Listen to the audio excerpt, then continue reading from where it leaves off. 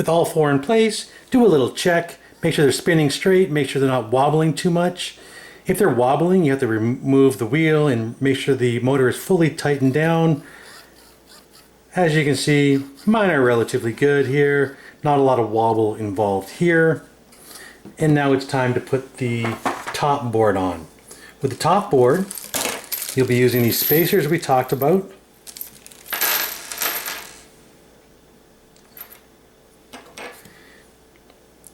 Now the way the spacers work, they go between, as you can see here, and there's a few different spots here. So we have two here, two here, two here. And you can actually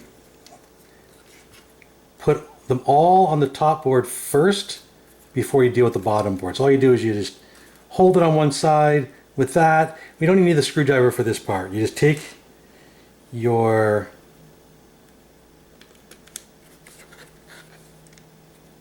bolt here and just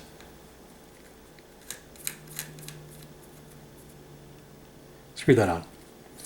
Okay, so there. To be clear what holes we're talking about the ones right at the corner here. That's going to give maximum stability to the unit.